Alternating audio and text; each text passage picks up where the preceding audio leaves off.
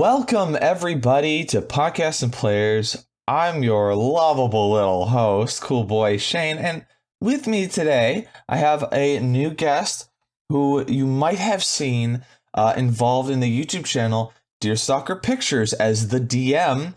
You can find him online as well as Kendall the Human. Please welcome Kendall! Hello. Hello, audience. I am in your computer. Welcome, and thank you for agreeing to an interview kind of late for you, I realize. I didn't... It's a bit of an unfortunate time difference because it's 14 hours, so no matter what, someone's got to wake up early and someone's got to stay up late. Yeah, I've done a couple streams with some Americans now and then, and it's always like, it's usually me doing the odd time, so kind of used to it. I don't mind, I'm a bit of a night walker, so I was probably going to be awake around this time anyway. We did discuss on the what was it? The Discord. God, I called it the Discord. What's wrong with me? Discord. The Discord. The Discord. We did discuss that sleep is for the weak, and I realized also healthy people sleep a lot too. So really, when you think about it, it encompasses everybody. But I'm not gonna say that. Sleep plays a part in most people's life. I think what we really mean to say... Gonna go out on a limb and say that. Cool people don't sleep. That's what we really mean to say. There we go. Yeah. But hey, thank you for being on. Let's... anytime. Let's fill up the Franco of this shit and jump right into it. Okay. We'll start with I want to get to know you a little bit better, Kendall. Like, how did you start with Dungeons and Dragons and or tabletop RPGs? Like, where did that begin for you? That began in the second year of acting school, where we were, myself and a couple of people in my year were going through the usual second year existential crisis and wondering how we could chill out a little bit or get our minds off of everything. And someone the year above us is like, I play Dungeons and Dragons. I'm a DM. That's what I do. I could take you guys for a game. And we were like, yeah, okay, try something new. And yeah, that was, the rest is history. So would you consider that a bit of a more recent start with Dungeons and Dragons? Oh, definitely. It was 2015, I would say. So I'd still consider myself pretty new to the scene. Like I've met some people who have been like DMing since the early editions and stuff, and it's always amazing to hear, but fair, yeah. Yeah, I think that was what we started on I think it was technically Pathfinder though. This was pre 5th edition coming out, or at least 5th edition getting popular. Fifth edition was just starting around 2015, if I recall. Yeah, so I believe that was a Pathfinder game. Because I remember when I had to take a break from that, and then when I started up with a different group, I was like, this seems a lot easier. yeah. I was very similar. I started in right at the end of 2012. I was in college at the time, and it's funny. I love telling this story because like now I'm all about it. But at the time, I was playing like Magic the Gathering at like my local game shop, and my friends nearby, they were like 2 years younger than me, and they went to like a different high school. Long story how we got like sort of acquainted, but we used to play like Risk and like board games together and stuff. And They were like, hey, you should really get involved in Pathfinder. And I remember playing Magic like it's all about magic right now, buddy. I'm not some nerd who plays D&D and tabletop RPGs. Are you kidding me? And now only magic. Oh yeah, because that's not nerdy though. Magic is normal. No, not at all. Yeah, so it was super funny to like then start that, and it was like I actually ended up playing like a game of World of Darkness with like a different group of people who, again, I met through Magic. And then I was like, wait a second, that was actually really fun. I don't really care for that group. Maybe I should go back to my buddy and see if he's still looking for players. And that's how I got started. So I started with Pathfinder as well. And then eventually we transitioned into 5th edition when that became a thing. Yeah. And you're like, is the enemy flat-footed? They're like, what's that? You're like, no, okay. Nope. Right. I kind of miss a little bit of that system, but I'm also glad that they simplified it. Yeah, and I mean, like the old systems are still there. Like if you have a group who wants to play it that way, you can still get that old material and play it that way. But True. like, I'm definitely about 5th edition. Like since it came out, and I think it's most of what people I know play, and it's really let the people like me who like get silly and prefer the role playing stuff now and then to have a lot of fun. Yeah, I think I prefer 5th edition over Pathfinder. Sorry to all those who love Pathfinder or watching or listening. Look, like I loved Pathfinder 1st edition. I miss it. And in some ways, it's very it's very crunchy. It's very fun to make a character that's wholly unique in every facet. But 5th edition's just easier to learn. It's easier to get people hooked and stuck with it. And if you want to kind of make it a little bit more crunchy, it's really easy to do that without breaking it. Like it's very bendable, I feel. Yeah. I have a home game that I do. It's a horror themed game. It's a Curse of Strahd. So oh, nice. Yeah, so like there's a couple things with 5th edition that do still kind of bother me. Like you can just go to bed after getting your arm broken and your like kidney bruised and everything, and then you wake up the next day and you feel fine. Like I think that's kind of stupid. yeah, I think I'm playing Strahd in a hard game as well. So I'm not playing Strahd. I'm playing a different character. Right. So someone else is DMing. And yeah, we constantly joking about that sort of stuff. It's like, oh, yeah. Yeah. I've just died for the 3rd time I've gone under 0 hit points for the 3rd time in 4 rounds. Like, don't worry, healing word's coming your way. You'll be right as rain.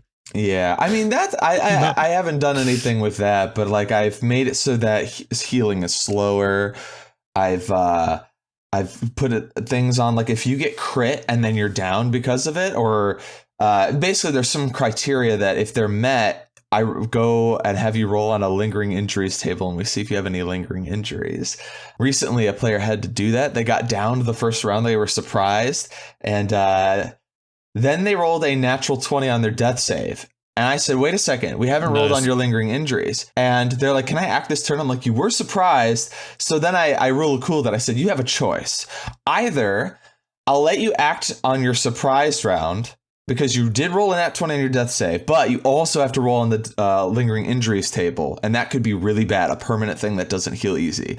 Or you don't roll on the lingering injuries table, but you have to stay downed like you were going to, essentially. So you don't get the permanent thing, but you can't move the first round. And they were like, "Oh, I want to do the first round. Let's roll that table, buddy." And I was like, "Cool." Yeah. Oh yeah. Every time I'm taking that first option. Like, we're not here to be sensible.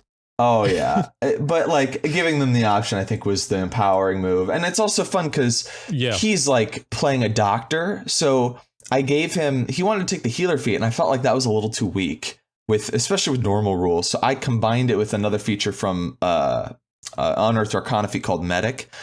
So he gets like multiple shit. I've heard of that one. Yeah, he gets Medic and Healer. It's all like one combined feat for him.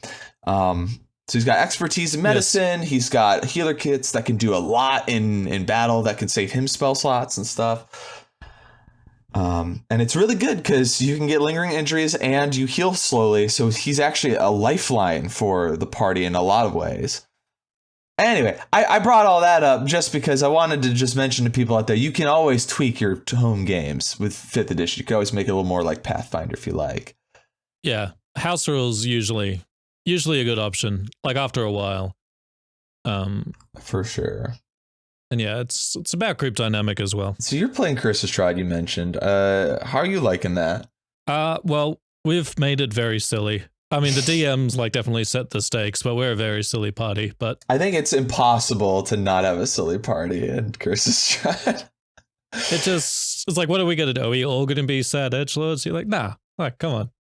It can be fun, but like if everybody's a sad edgelord, then yeah, you need some levity to brighten it up a bit. Yeah, I was saying we've sort of, speaking of homebrew, we kind of changed a couple things in the lore of the game, at least via the DM, so that they're comfortable with doing it. Like speaking about changing things, I think spoiler alert for Curse of Strahd.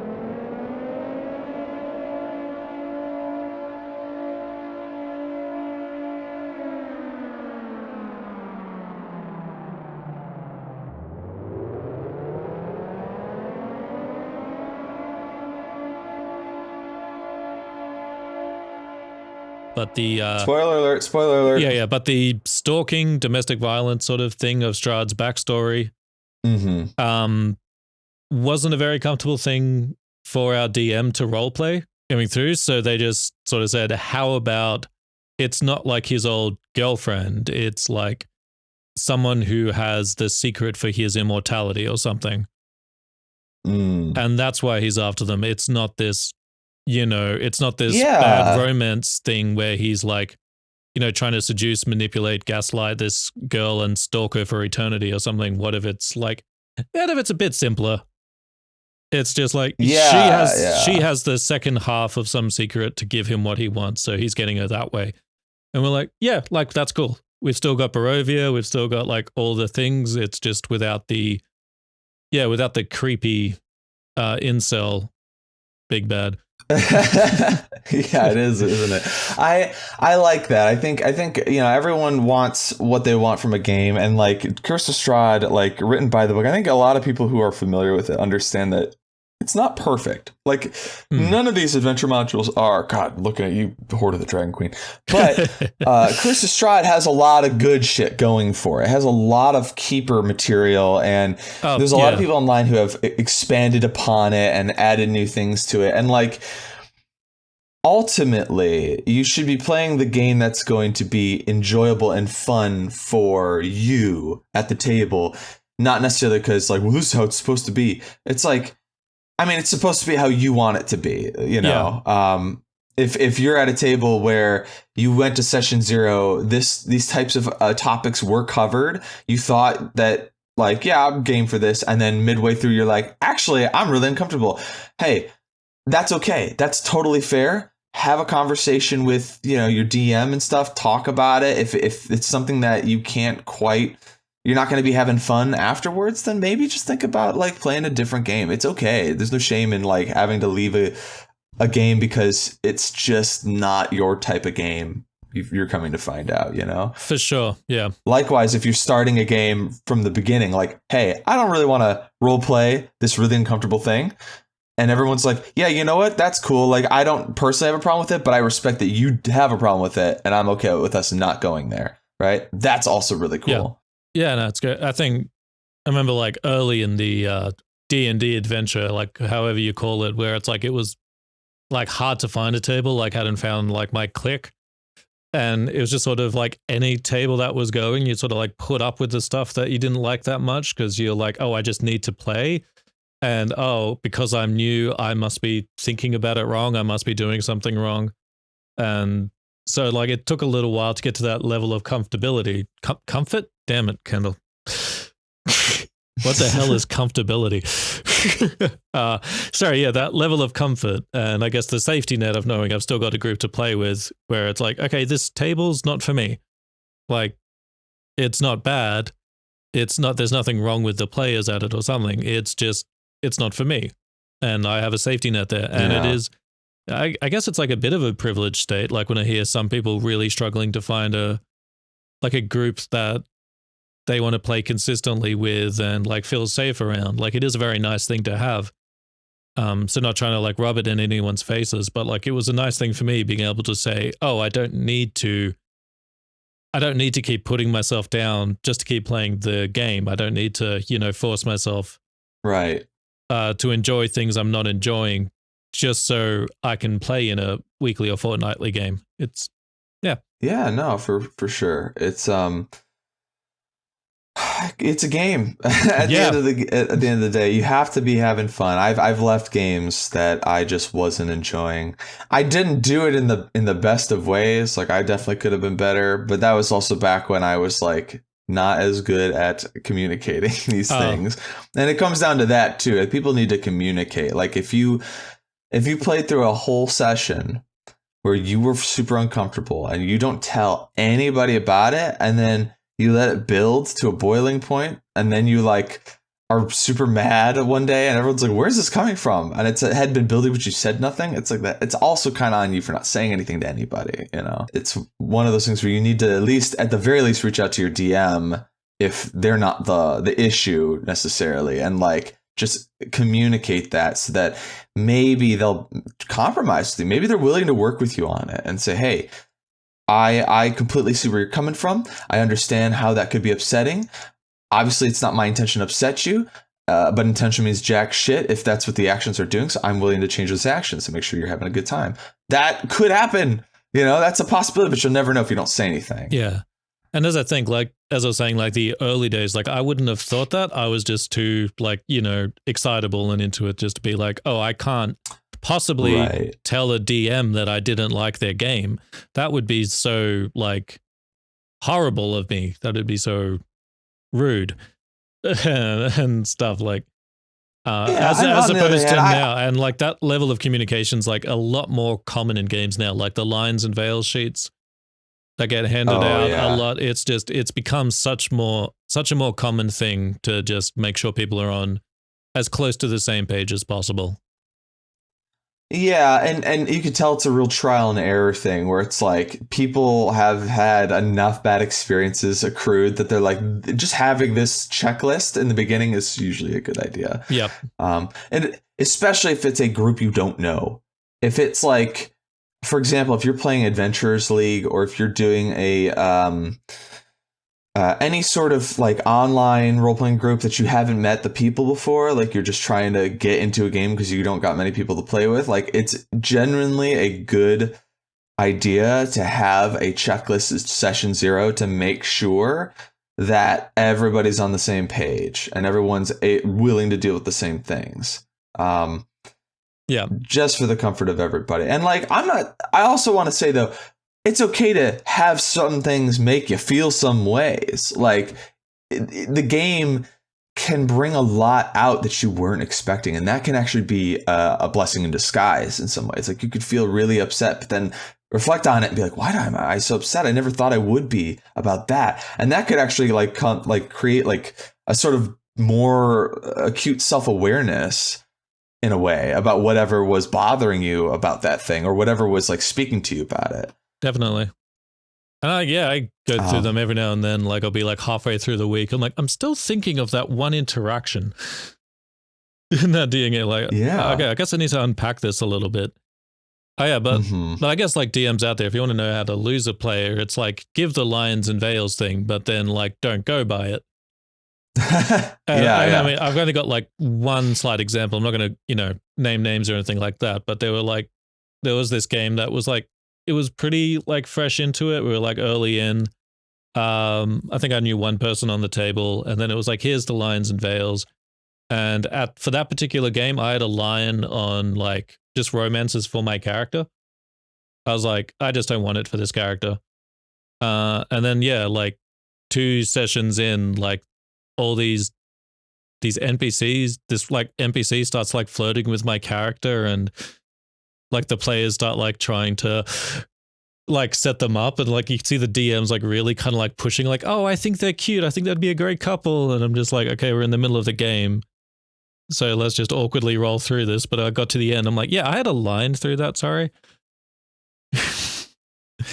Yeah, it's just like one of those things. It's like, I know these things get forgotten, but it's just like, yeah, I don't know. It's I'd gone through like, not to like overshare, but I'm going to, like, I'd gone through a breakup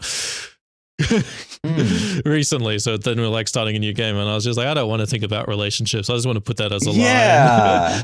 And then it came up. I totally get that. It was just like, it's the one thing I asked for. And it's like, there's no malice in it. Like, I'm pretty sure it slipped their mind, or they didn't have the sheet up there. But like, yeah. Right. And also they're probably used to playing a certain kind of game that they like. Again, it's like an old habits sort of thing. They're not being as conscientious as they need to be in the position that they're in. Yeah. That's why I like the check-ins and stuff. You're like afterwards, just private message. You're like, hey, so this happened. And like, it was like better after that. So I guess like starting off this story by saying you want to know how to lose a player is wrong, because they didn't lose a player. Like, it was a completely forgivable mistake, but right. But it can sort of what's the word? Ostracize, or not ostracize. It's like it can make you feel unseen. Push a player away. Like a lion's a significant thing. Like, I usually put down like 3 or 4 veils, but there are very few lions. So it's just sort of been like, oh, okay, this is the one thing I asked for. Yeah, absolutely. So yeah, even though it's not intentional, like it can make you feel like you're not being heard or respected or something. So yeah, if you're introducing the line and veil thing, it's like just really just make note of what the lines are. Just Yeah. they're there for a reason. Yeah, that's the big thing. Yeah, some people, if I've seen ones that are like red, yellow, or sorry, like green, yellow, red, sort of, Yeah. and it's the reds that you got to really be aware of, and usually they align with people. Like a lot of people have the same reds, and generally don't want to go to certain places. But like. We actually kind of discussed this a little bit on my last episode with the last guest. We talked about like mental health and D&D and stuff like that, and we talked about respecting boundaries of your players and things like that. If someone says, "Hey, I don't want to do this," then don't. It's okay. Yeah. You don't have to do it. But I want to bring it back to you for a bit because you mentioned acting college, and that is something I did not know that you had gone to acting college. Could you tell a plebeian, a Philistine like myself, a little bit more about what that experience was like? Oh, like amazing and terrible. It was Sounds about right. Yeah, you like learn a lot about yourself. You spend about 80% of the time being very depressed. Like myself anyway. I'm not sure if that goes for everyone. And it's like it was a very consistent existential crisis. And then every now and then we had the classes where it was just technical, and those were a lovely break. Where it's like, here's voice class, do these exercises, you'll get better. Here's physical class, do this is how you fix your alignment. These are things you can do. And like, yeah, the lot more like empirical factual classes wind up being a little bit like therapy. Because you're not spending the whole time wondering why you're not good enough. Ooh, I see what you mean. Yeah. Yeah, and it is a rough thing. And I think for someone like me as well, who's like a touch more introverted than most actors, and has, anxiety to do with, people looking at them, which is, it's a bit of a fault if you want to be an actor, let's be honest. I'm not going to beat around the bush. So it was a lot to take on in that regard, especially when you get into the more dramatic stuff and like how you get to those places to do those really big scenes, and then we film us doing it. Then we watch the tapes back at the end, and we all come in with our criticisms and what we noticed, what we liked about each other, and yeah, it's constantly just like putting yourself out there, and then not quite getting what you wanted, and then just like spending the rest of the time with a notebook, saying, okay, why couldn't I? Sorry, this is probably like gone a bit depressing. I think that's just like the mindset. No, it's just, I mean, it rings very true for the college experience of any sort of creative endeavor. You do workshopping essentially. Yeah. And your peers will often grade you, and sometimes grade you harshly. And sometimes that harshness is a good thing, and sometimes it's just like, I feel like you're missing the point of what I was going for. Yeah, especially with art stuff, because it's not sciences and stuff. Everything is, at least to some extent, has opinion rooted in it. Mm-hmm. So especially things with acting or visual art or music, like you're like, okay, are you grading my technique right now, or are you just saying it's not for you? Like, I'm not sure. Yeah, it's always important to like take every bit of criticism with a grain of salt, just because like I've seen critics criticize something where they completely miss the message of this like thing that they were criticizing, and it's like, yeah, because you don't get it, you look like the idiot, not them. Like you're criticizing something they did on purpose. You know what I mean? Like stuff like that, where it's like sometimes critics aren't really reading too deep into a thing. However, sometimes, we just do have faults that need to be, worked on and practiced so that we can get better and shore up our weak points. Yeah, you do have to realize that you're not perfect and you have improvements to make. And like I'm not sure exactly what it is on like other art streams, because I didn't do other art streams. Did acting. I was a musician for a little while, but I'm not entirely sure you count that. That was always more hobby, rebellious teenager than it was like something I was passionately into. But yeah, with acting, it is putting yourself out there, but you're also trying not to take it personally. but it is just you. Yeah, it's And you're putting yourself out there, and you thought you were good. Like, ooh, I really nailed that, and they're like, that wasn't good. And you're like, really cool. Tell me more, please. And then you walk off one scene going, what was going on there? I don't even know. I can't remember anything. So out of it. And they were like, that was the best you've done. What did you do? I'm like, I don't know. What you tell me? What did I do? I'm looking at you for the advice here. Yeah, I thought that sucked. What? Yeah, it can be. That's. I mean, it kind of hints at how imprecise it is sometimes. Like how you're feeling and what you're displaying can be completely different things. And as an actor too, sometimes it has to be. Like you could be having an off day, but if you go on for a shoot, you have to be on. You know. Especially with shoots, that's why it helps. Like if you're lucky enough to have a director you trust. Because you can just be like, I'm not sure I'm feeling it right now, or I'm not entirely sure this is my best work. But if the person you're like working with, like closely, the director, usually that's who you're supposed to be working closely with. Some people forget that. Anyway, that's if you can trust them to be like, okay, if this is what you want and you're being honest with me, then that's fine. Then that's good. That makes me a bit more comfortable going out there and doing it. If you don't have that relationship, then it kind of just like doubles down and makes things worse. Oh, I can't imagine. I actually just watched a video by the gaming historian about the Super Mario Bros. Movie, the original from the 80s. The Bob Hoskins and how one. much of a shit show that was. Oh, yeah. Like, oh my God. Everybody was making fun of those directors. Nobody liked them. Nobody. And they would like keep them out of the editing room. They like locked the door. They said, you're not allowed to look at the final edit because you guys will fuck it up. Imagine that. Imagine getting to that stage in your career and you're like, this is the thing that's going to launch me. And like, that's what happens. That would be so harsh. Yeah. It's I don't know I could come back from it. No. I mean, but the thing is, people will watch that movie and they'll realize very quickly it's not the actors that are the problem. The actors did the best with what they had, and they are the saving grace. Honestly, Bob Hoskins, John Leguizamo, Dennis Hopper, like they're all great in their roles. Their roles are just not so good. Like they're not written well, they're not directed well. It's a cool world. It's got flash. They fucking act their hearts out, but it can't save it. It basically makes it a cult classic because of those reasons. Yeah. There are times where you as an actor go, I didn't do my best, or I could have done better there. And then there are times where you're just like, like I had nothing to work with. You're like, could it have been better? Yes. Could I have been better? Possibly. Was I given a chance? Not really. Right. I mean, people criticize the actors that played Anakin Skywalker in the prequels for Star Wars. Hayden Christensen. And Jake, was it Jake Lloyd, I think? Oh, the youngest one. The young one too, yeah. And it's like, there's a lot of pressure on that role specifically.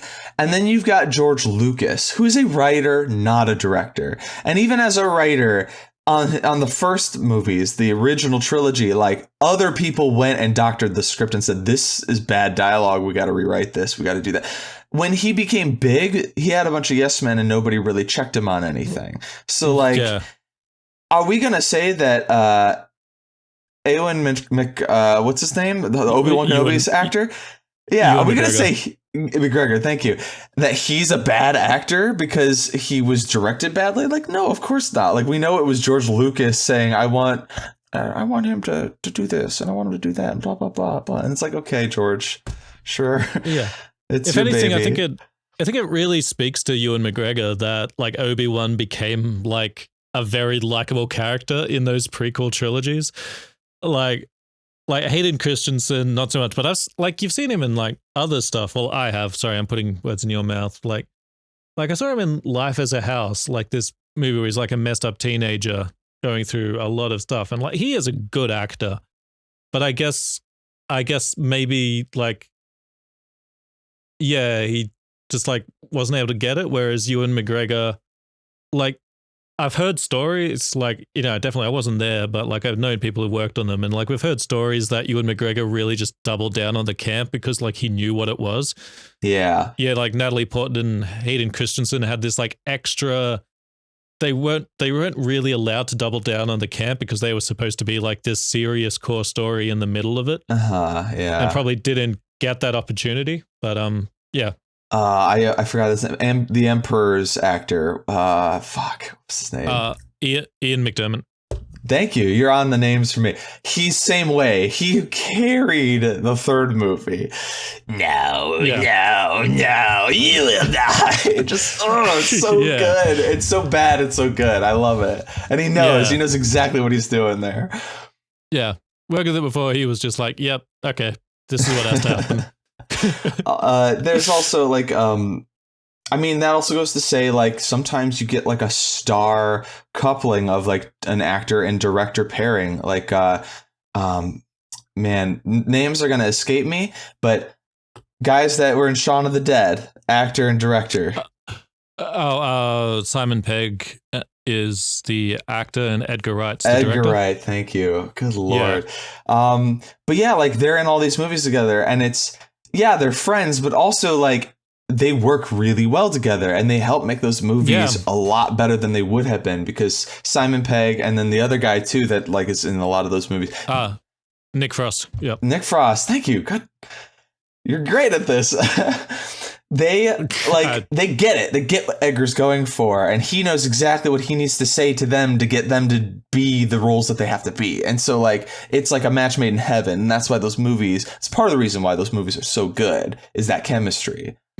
I think that obviously you got your Spielbergs who are good. They're just legendary because they can get anyone to do anything they need them to do, and like they're just great directors in that sense. But then you get like Tim Burton and like Helena Bonham Carter. I remembered a name. Yay.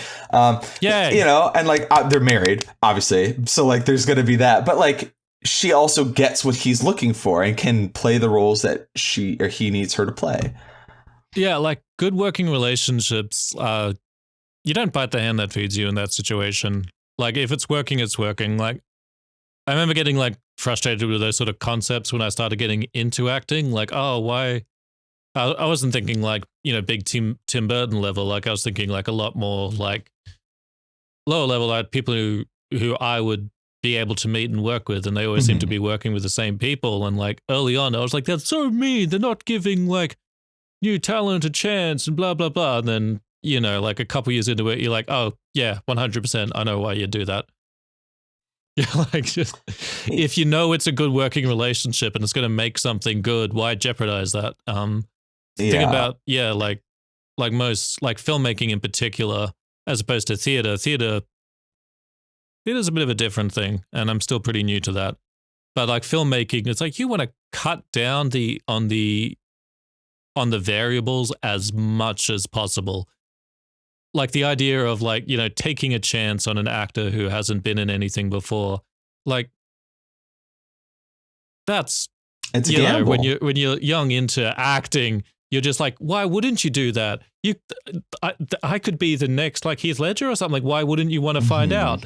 But after doing it, you're like, no, I would not. I think I've directed 2 things, and one of them, I guess you could say I was like half directing. And I was just like, no, I would not.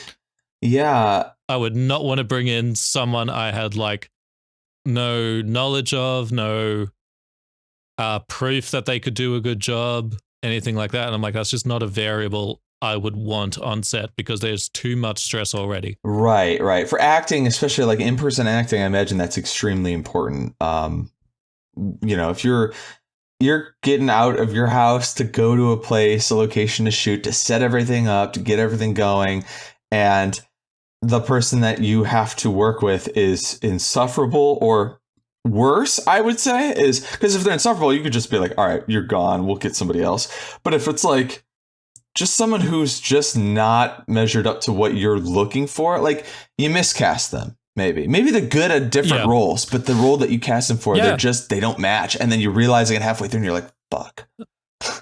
It happens. I mean, I think I've been that actor. The director hasn't never admitted to it or anything, but I think we got halfway through it. I'm like, I think you thought I was someone else. Yeah, like I'm doing my thing, but I think you thought I was a different type of actor. Sure. Yeah. I think there's a lot of that. I also think sometimes we can be kind of hard on ourselves because it can be a struggle for us to meet the sort of expectation that we think they're looking for. I think that's really what it is as an actor. So let me clarify something. I never went to acting school. I never did theater or any of that stuff. I did creative writing in college. And I tinkered around with script writing, playwriting, novels, poems, all the types of creative writing outlets. Obviously, I think I stuck with like script writing the most just because it made the most sense. Yep. But when I started doing my animated series on YouTube, I had to find voice actors. I could have done all the voices myself, but I'm like, I don't want to do all these voices. I feel like there's just too many characters and I can't do it. So I need to find some people. So I ended up becoming a casting director in a sense, because I would go on online forums. I'd be like, here's the roles I'm looking for. Here's some lines. Give it your best shot.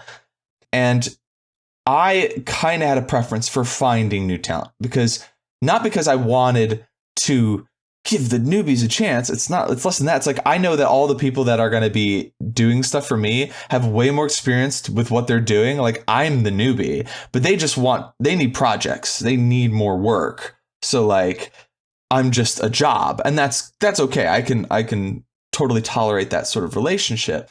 I needed to look for new people because I just needed people to come back to for when I have new projects, and I could be like, hey, I need a voice. Can you do this for me? You know what I mean? Yeah, that's fair enough.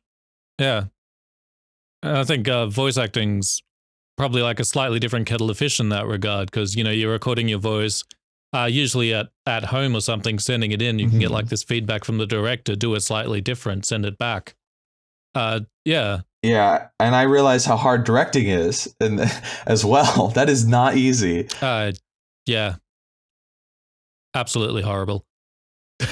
Yeah, it's tough because, like, on the one hand, I'm intimidated by the actors I work with because they're so good and professional, and then they'll like give me something amazing, but it's just slightly off, and I have to weigh in my mind, like, do I get nitpicky about this, or do I just say this is good and I'll make it work?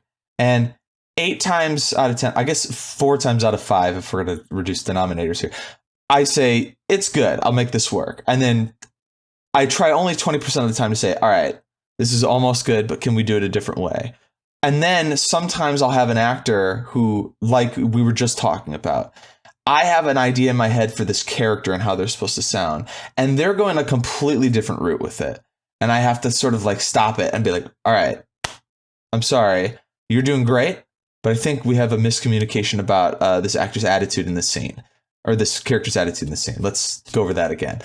But like, it can be really fucking sweat inducing, because it's like, I don't want to tell them they're bad. Like, that's the last thing I want to say to an actor is like, well, you're not doing what I want you to do. It's more like, you're so talented. I just need to channel it the right way. And it's my failing because I don't know what I need to say to get it to be what I need it to be. You know what I mean? Like, I never blame the actors for anything, personally. Yeah. We blame ourselves enough. So, no, you guys are all so talented. It's incredible. Never believe it. Do you do like the shit sandwich approach with feedback? That's oh yeah. No, never. Oh wait. Yeah. Are you talking about the Gordon Ramsay meme of what are you, an idiot sandwich? No, it's okay. No, it's yeah, it's when we say a lot in Australia. It doesn't work with me anymore because I know that's what people are doing, but it's like compliment, then what you can change, and then another compliment. So it's like the thing you want changed is in the middle of these two compliments. So we call it a shit sandwich. I guess I do. It would be in the middle. I would do it like a triple, quadruple decker. I would always start immediately like, hey, listen, you're on the project because I like you. So I think you've got what it takes. So any criticisms from this point forward isn't a criticism of you as a person or even how good you are. It's just, can we get your talent to do this thing? That's where we want. There's a goal, and I'm going to try to help you get there. So once they know that I'm working with them, not against them, then any criticism from that point forward is like, I don't need to keep buttering them up. They know that I'm on their side. It's more just like, let's see if we can get to where I need it to be. And I understand, and I kind of apologize too, saying like, I know I'm kind of picky about this. And I know this might be a little annoying for you. I apologize in advance, but we can do this. I believe in us. Is sort of the approach I take. And then at the end, I'm just like, hey, thank you for taking the time. That's my shit sandwich. It's like a very long shit sandwich, I guess. It's like the man versus food shit sandwich. Yes. The kind that, you see it like, I don't know where I was going with that, and I'm going to move on. Let's talk a little bit more about. I'm just because I'm curious, because I looked into the YouTube channel like Deerstalker Pictures, and they've been around for a while doing like cosplay stuff from like way back when, and I didn't realize that the One for All series is a bit of a more recent venture for them. How did you get involved with Deerstalker Pictures? We can trace it back to acting school, funnily enough. When I was wrapping up at acting school, like I was doing a bit of behind the camera work as well, just because our school was, liked teaching the actors, how the films are made and stuff. Mm-hmm. So a friend of mine who was in the directing stream was doing his thesis and got me on board because I could, I think I was only acting in like 2 scenes, but then like he could also use me as an assistant for the rest of the time. And Goldie, who is, one half of Deerstalker Pictures, was the DOP for that. And it was, I think, first time working with someone of her caliber on that side of a job. And it was really good. I remember being like pretty, like, what's the word? I mean, impressed, obviously, but like, I think I was a little self-conscious just because she had this like level of professionalism and stuff I wasn't used to. But anyway, a couple of days after that shoot, she reached out and was like, "Hey, I've got this solo channel with my partner called Deerstalker. Can you come help me out?" Because they were doing this video on if Game of Thrones had budget cuts. Right, yeah, I saw. I think that's where it all started for I think at least 2 of you guys, right? Forgeling, who plays Arntress, was in that one. Right, yeah. He's been in a lot more of their videos than I have. And I was in that one as well. And Elliot, who's the writer-director, played Jacques and Hagar as well. So it was like the early days of things. So we did that, and then a little while later they did like a Pokemon crossed with Godzilla thing, and like I did a Professor Oak voice for it. And so it's like we'd done those 2 jobs over, I guess, like a 3-year period, and then at some point in that downtime I got more and more into D&D, and one day posted a picture on Facebook of myself DMing, and they reached out and were like, "Hey, we've worked together before, and we were actually thinking of doing like a D&D thing. Would you be down?" I'm like, well, yes, because any acting job I will take right now. I am desperate. Please. It's like, listen, give me something. It's like, I love what you guys are doing, and if I was super busy, I would totally make time for this. Let's forget the fact that I am not super busy and I would do anything at this point. But yes, of course. Yeah, pretty much. And they were talking about, I think there was another show that they were trying to make at that point because they were wanting to experiment with more continual form. Is that the word? Sorry, brains. Only semi-active. Continuous form, maybe? Just a series, I guess, is the nicest way to say it. like a lot of their videos have been like, one-offs, like this Attack on Titan thing, this Overwatch thing, this Game of Thrones thing. So they were like, we want a series. We want to at least try it. And I think and also then you can reuse a lot of the costume stuff too. Like you don't have to keep, investing money into new costumes. I mean, they do anyway, but like the main characters can have their own sort of outfits and stuff. Yeah, we wound up getting funding somehow. So yeah, lots of time and money went into flashy new costumes. I was so impressed when I discovered that channel because I was just like, this is a level of polish I haven't seen on any sort of live skit D&D stuff. Like other than like Critical Role reenactment stuff, and like the voice actors dressed up as their characters from like Vox Machina. Like I saw that, and I was like, oh wow, that's really cool. And then I'd seen some skits where people dress as like an NPC in Skyrim, and I'm like, man, that's kind of close. It's not really what I would expect. Then I saw Deerstalker, and I was like, oh, this is like kind of the only channel that's really doing this. I noticed. Yeah. Well, like Goldie and Elliot, like who are Deerstalker Pictures, they come from like a really big filmmaking background, and even though their channel is like fan content and stuff, they are, as far as I'm concerned, and I think as far as they're concerned as well, filmmakers. They take it very seriously, and they know so much about the costuming, the art department side of things, that even when other people are like, oh, we're coming with our costumes, they're like, no, send us pictures first, and we'll decide if your costume's gonna work. Oh, interesting. It's like they know their stuff so well, and they're just like, we want to make this the right way. We want to make it our way. So yeah, like that attention to like the cinematography and the costume and the art department is just like they know their stuff in that regard. They know we're making like a comedy thing on YouTube, but they're like, we want it to be like that like higher, like coming off as that higher level of production.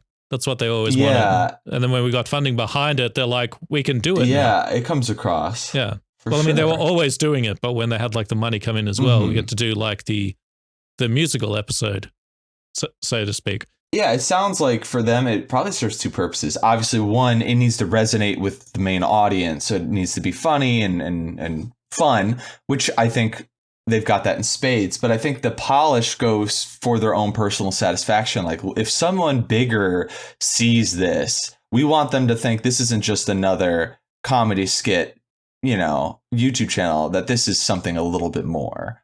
Yeah, I mean, I can't speak to their motivations because I'm not, inside their brain. True, thinking. We're speculating here, but it definitely comes across. Assume it's a big thing, and yeah, they're movie buffs themselves. Like they're always watching the new like artistic movies that come out, but they're also massive nerds themselves, so they know more about like anime and certain video games that I would ever hope to. So fair enough. Yeah. I've got a question, like how long does it take to get you into makeup when they've got you as these various NPCs in the skits? Ooh, I mean, yeah, obviously there's a bit of a difference between, some of them I'm essentially myself, but like with a moustache or something, and that's like not that long. But if you watch, say, the Lord of the Rings video we put out for Rise to War, where I was the orc called Ligma. Yeah, I think I did. I saw that one. Yeah, that was at least 3 hours in the makeup chair. Oh wow! And costume was pretty quick on top of that. I think we had like a costume fitting earlier in the week, so they knew exactly what to put on and when. But yeah, that was at least 3 hours, and I think that's probably on par for the most elaborate ones we've done on that channel. So that's probably the longest. I can't imagine like when they made you into that tiefling. I remember that specifically. I was like, this looks really good, but I cannot imagine how long I had to sit down for this.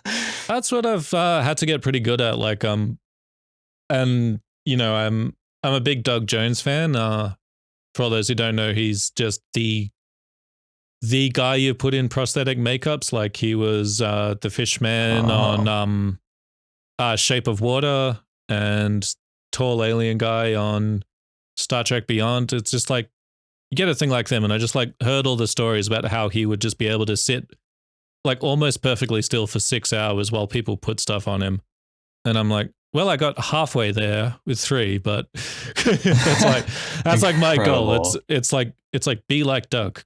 Try to be like Doug Jones somehow. Oh yeah. I find that whole process fascinating. I guess let's kind of move it over to just like sort of role playing stuff here for a bit, because we already talked a little bit about that you're playing in a Curse of Strahd game. It's a bit of a there's a lot of hijinks going around with that one, but I feel like that's just a staple of D&D. Could you tell us a bit more about like maybe what you look for in a role playing game. Like, what's like your bread and butter when you start playing? Ooh, I don't know. I think honestly, I think I like discovering it. I think if a lot of people go off like using like the biggest examples, like say Critical Role, and I think a lot of people at the table have said I'm a bit of a Sam Riegel in that it's like it's comedy and trash talk lots of the time, but then every now and then there's like this emotional scene that just takes everyone by surprise. And it usually takes me by surprise too. I'm like, I didn't know I was going to do that. But yeah, I think the Strahd one's a bit rough. Like I'm on to like my third character now. The first one died, and the second one was made like a bit like reflexively. Is that a word? I don't know. I'm just making stuff Rebound? up as we go. I think you mean like it was a Yeah. rebound character. Yeah, it was just sort of like, oh, let's make one now, and jump in, and then yeah, it's like a couple sessions playing them. I'm like, I'm not really feeling this one. Like, I know it's like a hijinks related thing, but like the character was pretty like one note. And Yeah, I've experienced that before. And I was just like, how do I break this up? And then I had this other character that I've wanted to play for a bit, just like haven't been able to bring them in.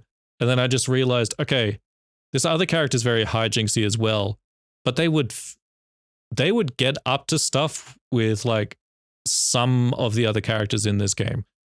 It's like you pair them up with this one, there's chaos, but then the person who's already being like the dad of the thing is gonna like have to like wrangle the two of us.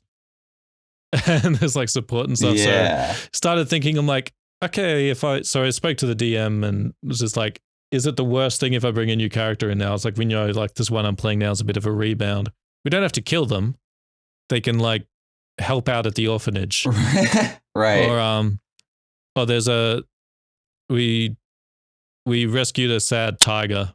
I think that you've touched on something that I find fascinating, which is a lot of times when we make a character for a game, we only think about what we want to play, but then we kind of forget how is this character going to play well with the party?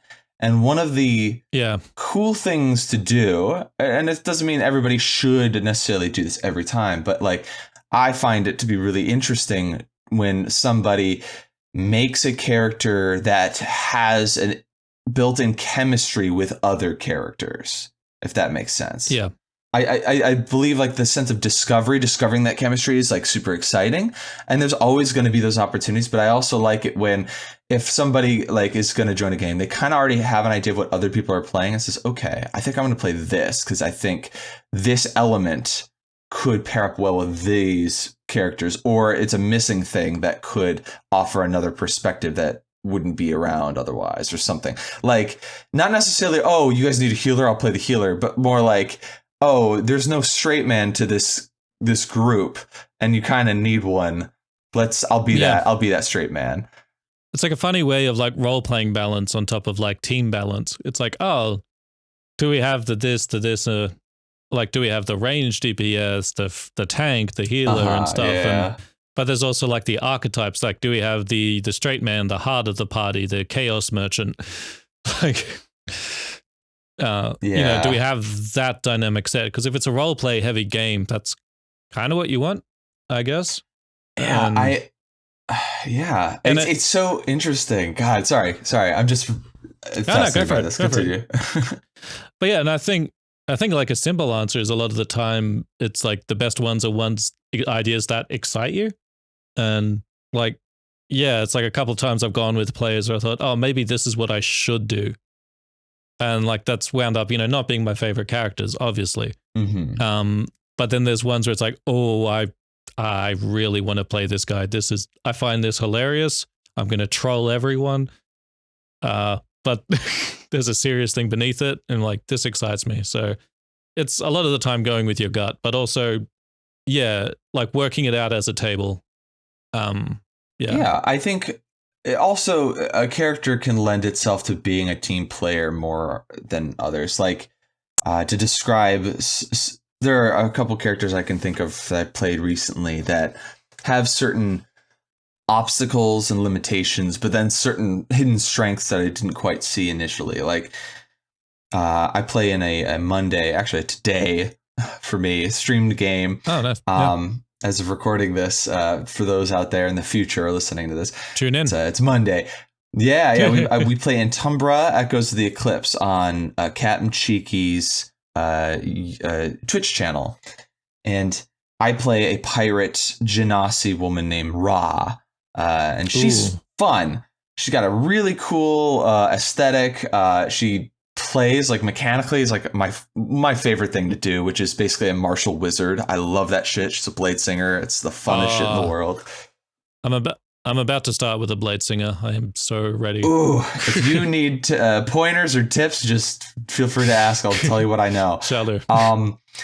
But yeah, she's so much fun to play. However, roleplay wise, I found that it was a little bit crowded in the group in the sense of like, I was fortunate to have a friend in the group that we talked to beforehand to have two characters that have tied backstories.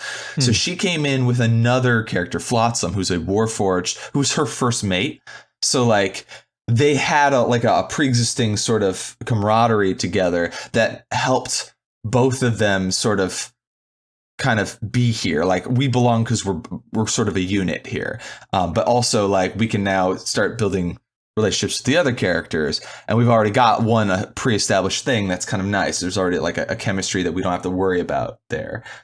But like something that I didn't foresee was that I was going to play a sort of reckless leader type was my idea. Like I wanted to be, if I had to liken it to any character in sort of media, if you've ever watched One Piece, there is a character, the star character, Monkey D. Luffy. Nice. He's kind of an idiot, but he's also very strong, and he's the captain of his crew.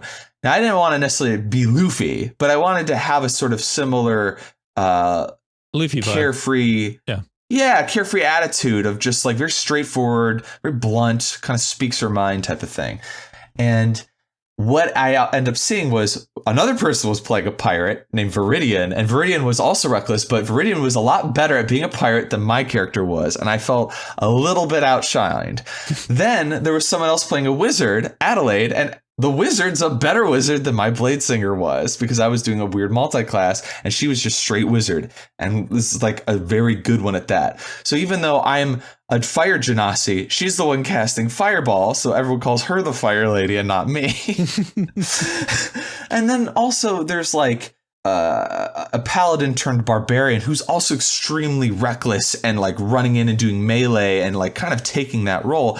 So I kind of felt like, even though I had this really cool concept for a character, I couldn't figure out where she fit. She didn't have like a niche at first. At least that's how I felt. She was kind of just being herself. And I'm like, you know what? I think this is her niche, is trying to find her place in the world. Because her backstory was she left her crew that she was in. She was part of a really famous pirate crew. She was just like a member of that crew, not like any lieutenant or anything, but she left to go do her own thing. Now that she doesn't have that, she's trying to find her place in the world and start her own thing, but she's realizing that she's still very much a small fish in a big ocean. And this is her sort of quest to figure out what she needs to do, not necessarily what she wants to do, and focus on that and become the leader that she needs to be so that she can have the life that she wants, sort of. And that has been a much better avenue for me to like explore than what I initially wanted to do, which was just be Luffy, right? Because like Luffy also has personal growth moments in the show. You know, it would be kind of silly for me to think that my character would also never grow. Yeah. Where can your character grow to? That's the exciting part. Yeah. I think that's calls back to what you were talking about with discovery. You know. It's like, I don't know. I have a really cool concept to start with. I don't know where the fuck it's going to go. Yeah. That'll be fun, though. We'll figure it out. Yeah. Let the events of the game shape that. That's a crazy idea, isn't it? Yeah. I think a lot of that also comes from the idea of like, some people try to prescribe an ending for their character, an end goal. And that can be kind of cool. Like some people will talk to the DM beforehand and say, I want my character to have a fall from grace. I want them to descend into evil. and turn against like the party or something. But I want it to clear with you, and I want you to help me work this in to make it good for the story, not me just being a dick. And like that can be really fun if you can do that ahead of time and you can stick to it. Like that can make a lot of sense. It could be really cool. At the same time, I've seen that happen and it be turned on its head. Yeah. Another character I'm playing a character named Zvid, who I wanted to be a sort of shitty dude. And I wanted him to be evil, but for the party, for the sake of the party, basically using the party to his benefit. Now, he's definitely an unsavory guy, but he has been on a good bent for a while now, even though he still has sort of like, again, unsavory methods. You could call them evil. He raises the dead. He fucking eats like raw meat and shit. He's like a real gross guy, but like he hasn't really done anything that has made him outright an evil dude. And like, I'm starting to realize maybe that's just not who he is. Maybe he uses that as a bit of a cloak to like disguise himself with, to make him look more fearsome than he really is. But like internally, he's actually like kind of he's like a redeemable character. Like he's got a bit of a heart of gold. Like he would put himself at risk to save his friends for sure. He wouldn't just run, even though that's what he says he'd do, you know? Yeah. It's the other kind of armor, the armor to who you are. Yeah. Sorry to blab. Let me ask you, like, what's one of your, I want to know more about like, what's one of your favorite characters you've ever played? Like, what's a character that, you know, you constantly think back to, like, man, that was fun. One that's been going for a while, about like 2 years now, maybe a bit more, called Aaron, who's a Tiefling Horizon Walker Ranger.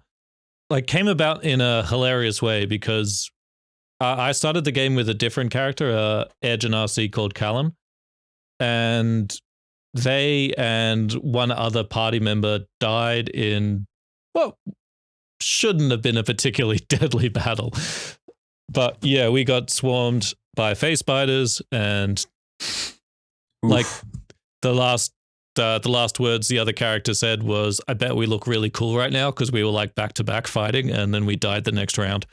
Oh, damn. And it was like, it was just too perfect. Like it was sad, but like it was so hilarious. So we decided, like we started talking about next characters after the game. We were like, let's come back as twins. Like let's come back as tiefling twins. And like one of them's got a really high intelligence, the other's got a really high wisdom. Interesting. Because tieflings typically get the charisma boost, but you guys chose different mental stats to focus on. Yeah, typically, but you know, yeah. I wanted to be a ranger. She wanted to be an artificer, so it's like we just wanted some sort of yin and yang. It's like we had to have like, one of us had to have one thing a lot higher than the other, and the other's negative had to be in that. I just really enjoy it, like people going against the sort of power gaming tendencies that I personally have for the sake of story, for the sake of like, but I want to play this, which is, I love that shit. I love that so much. The good thing about Tasha's Cauldron of Everything is that you can power game anything now. Like, that, yes. and I think Mordekainen's multiverse monster they reinforced that as well. Yeah, it's like you want to overpower things, sure, but you can have the options there for you anyway. True. But yeah, that's a character I've been playing for like 2 years now, and I think usually when I think about D&D, that's who I think about, just because, you know, they were one where I went in with pretty much just like the skeleton of like who they were. It's like, I know they've got a -1 to intelligence, so they're not the smartest. I know they got a noble background, but like rebelled against that so hard they became a ranger. So they don't like rich people that much. Like it's just, that was pretty much it. And then just like grew from there.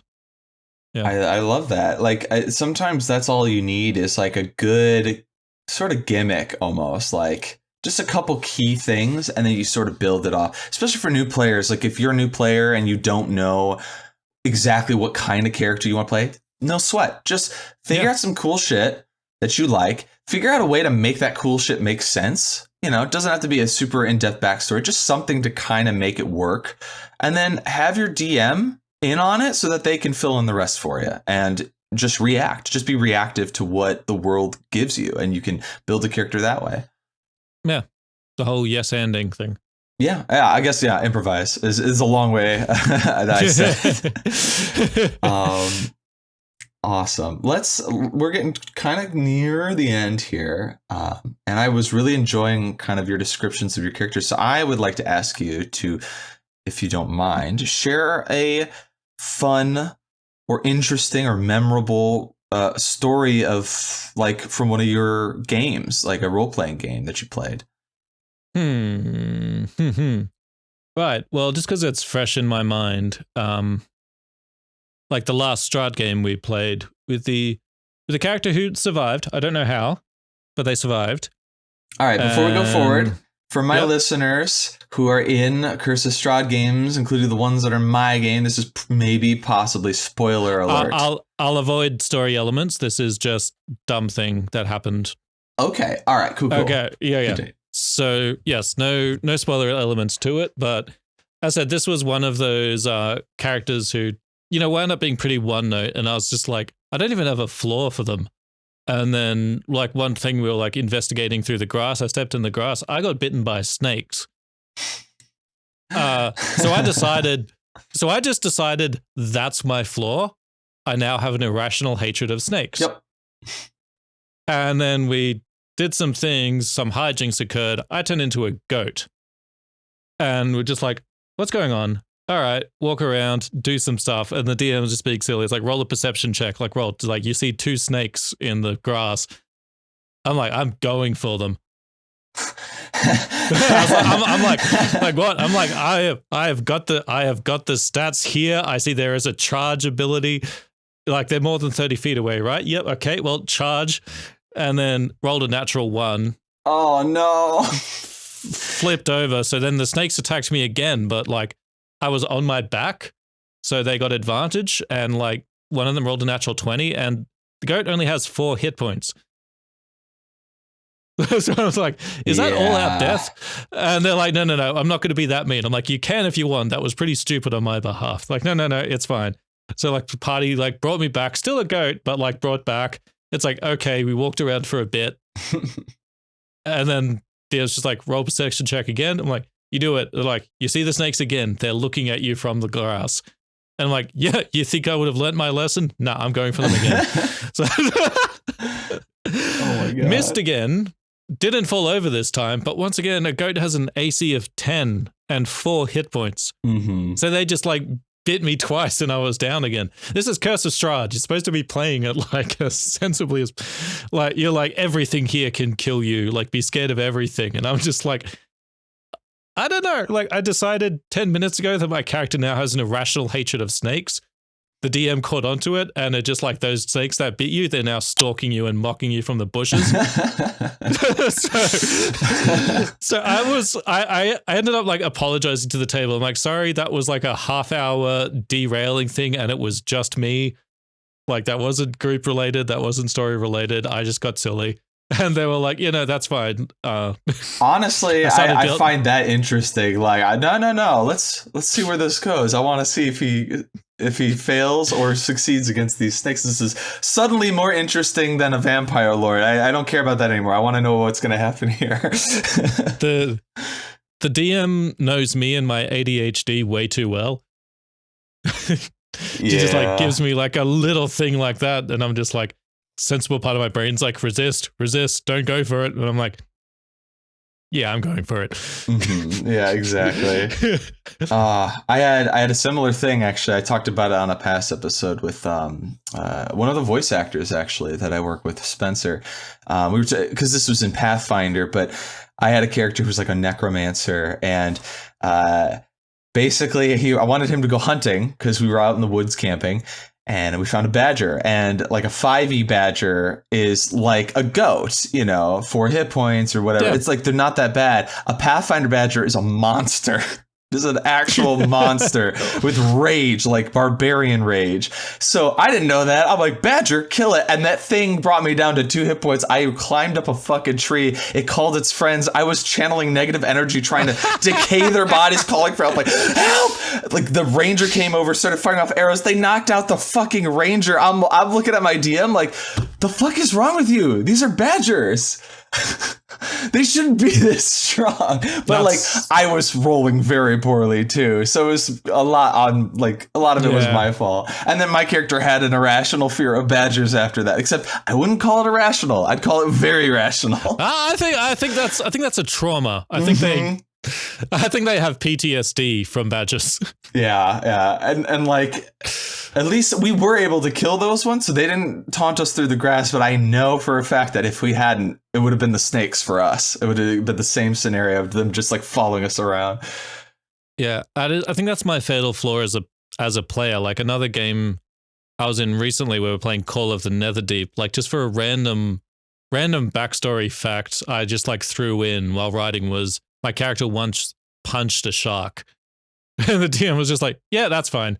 Anyway, we got to a part in like the opening level where you're swimming, and like some sharks happen to be nearby, and they attacked me. And it's like, "You're gonna try and get away?" I'm like, "Well, we've established my character likes to punch sharks, so guess who's fist fighting the sharks underwater?" I got out of that with like 2 hit points. Oh, I was like, I had no right to survive that. Yeah, water combat, especially against water predators, has been a bane of my.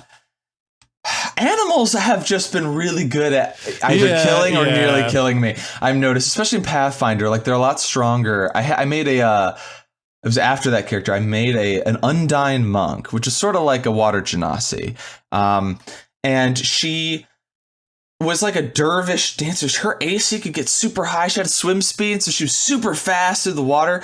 But because of that, I put no skill ranks into swimming. So I was like, well, I don't need it because I got this super fast swim speed. I'm good. Well, the problem with that is if you go up against another water creature, like something with a swim speed, then it comes down to a skill check between your swim skills to see who can outswim the other. And I didn't have any ranks in it because I got too cocky. So I ended up, I got way too far away from my party, misplayed my character because I got way too cocky in its mechanics. I started wrestling a fucking giant saltwater crocodile in this marsh. The thing was grappling me. I would escape the grapple, go as fast as I could. This thing would catch up to me, bite me, hit me, grapple me. Because again, in Pathfinder, there's like combat maneuver defense. So it wasn't necessarily my AC it was going against that, which was a lot lower. So I was like, I'm going to die. And I did. I got killed by a crocodile before I could get back to my party. I was torn to shreds. And it was like the first session I was playing this character. I was so upset. But it was my fault because I did that to me. Like I misplayed this character. I had them leave the party to go chase after some shit. And then that thing summoned a crocodile, which killed me. Yeah, that's how it happened. Like I remember that Pathfinder campaign I started off with, we had just we'd split the party, which as you know is great. And like 3 of us wound up fighting a golem and the other 3 were just like a rather large beetle was just in the vicinity. Anyway, so we somehow beat the golem, the 3 of us, and we're just like, yeah, let's go help with the beetle and charge down. That thing messed us up. And it's like the party's reunited and we've got messed up by a large beetle. Like, yep. Like half the party just beat a golem. It's like, yep. Then you fought a beetle. It's like, this is some bullshit. Yeah, I mean, it kind of goes to show too that like sometimes some enemies just seem a little bit like I don't know, like there are some things that look really scary and then, you make a villain, they fall the second round or something like that, or the first round even if you're really unlucky. And then sometimes you have a throwaway like NPC or monster, and that ends up being the bane of the party's existence, either because of their really good rolls, the party's really bad rolls, or maybe you just didn't look closely at the stat blocks of that monster and they're like a little bit better than you thought. You're like, oh, well, actually. And that can, that makes for the best stories, I think. Yeah. I think two of the player deaths I've had, like personally as the player, have been from like mobs. Like one was the phase, sorry. The other one was when we were in the Feywild. That's a very old game, and I think it was quicklings and a red cap. So the quicklings, they got like they have like pack tactics or something. I can't remember exactly. Took me down a lot, and then I was finally taken down by a red cap kicking me in the shin. And it's like this was like encounter 2 on like what was supposed to be like the path to the boss, and it's like, well, the cleric's dead. I guess the bad guy gets away this time. Yeah. I do find that like the Feywild has a way of kicking everyone's ass personally, like, or shins. Because shins, because just like I want to run a character idea before to you before we kind of close out the show here, because I really like this idea and I haven't been able to really use it yet. But they have in the new the Wild Beyond the Witchlight supplement that they released. They have a new background called the Fey Lost, where you are a person who got lost or was raised in the Feywild, and therefore you have certain aspects of you that are kind of touched by that. Kind of like the Fey Touch feat, but not as strong. But essentially, like, you have this sort of connection, this deeper understanding of the Feywild than other creatures might. And it is like even changed your appearance slightly, that you have like a slightly different physical appearance because of that. And I thought it would be really funny, because one of the things on the table that you can roll is you can get like cat ears and a cat tail. So I was like, what if I was just like a cat boy who fucking hates the Feywild? They grew up there and they hate it. And like they get to the material plane and they're like finally a normal world. And for whatever reason, they like are a person of importance in the Feywild. Like they have a lot of connections and people like want them to come back for whatever reason. So they're kind of running away from that. And it would be really funny that like people always see like, oh wow, you've got like really weird features, like you're like a cat boy or something, and you just be like, yeah, I was like a polymorph tabaxi, but it like failed halfway through or something. Like they're making shit up to just not allude to that. And then when they finally do go to the Feywild, they're like, oh god, no, please, anything but that. And then like there's like sing-songy Fey creatures and like riddles and stuff. They're like, fuck this. All right, let me tell you how to survive here. Here's the rules. Don't eat the food here. Don't ever say thank you. Don't do this. And like they just hate it there, but they know how to survive. They're almost like don't give anybody an inch, they'll take a mile, and it'll ruin your fucking life. I've seen it happen. I've seen people's lives get ruined here. It is not fun. It is not a good time. This is a terrible place, and we need to get out. First of all, love it. I think I had one, like, I didn't have like the Fey Touch background, but I nearly played this character, but we went with something else at the last minute. As you know, that's just me. But we wanted to get the Simic hybrid from Guildmaster's Guide to Ravnica. But instead of it being Ravnica, it's just like this person was like a Robinson Crusoe character that got trapped in the Feywild. And it's like the hybrid things are just like those extra growths and stuff that come. So it hadn't been experimented on. It's just like, hi, I've been here for 10 years, so what's that coming out of your back? There's tentacles. I got tentacles coming out of my back. Why? I don't know. I like that someone introduces themselves and then they immediately show that off. Look at this hideous deformation. You can't be here. You can't be here too long. Look what happens. I ate a pomegranate. Next thing I know. It's like, oh, can you use those? Not for as much as you would think. They tickle me at inopportune times. It's the worst. I was at a funeral and they started tickling me and I got thrown out. They're very slippery. I can't climb trees with them. You just slip right down. I love it. Feywild is truly wild. I love that, like, you can really do anything with it, and people will be like, yeah, okay, sure, it's Phil. Why not? Like, with the material plane, there's a lot less you can get away with than with, like, the Feywild. Because it's like, well, yeah, it is the world of fairies, so I guess it does make sense that, like, this thing that doesn't make sense is happening. Yeah. But anyway, I think it's time for us to close this out. Kendall, would you please be a dear and tell everybody where they might be able to find you online? Oh, online. Oh, I was just about to give out my address. Okay. If it's Instagram, it is at Kendall the Human. If it's Twitter, it is at Kendall's Dumb, all one word. If you are on the YouTubes and want to watch the show I'm in, you go to Deerstalker Pictures and you watch One for All. You hit the like button and the subscribe thing and the bell icon. Sorry, I'm not doing the YouTube outro anymore. What's... And yeah, that's pretty much it. No streams that I'm aware of coming up soon, but it might be something I'm getting back into soon. So watch this space. Hell yeah, go check him out. Go subscribe to Deerstalker Pictures. Thank you so much for being on the show. It was so great having you on. No worries. Thanks for having me. It's been a blast.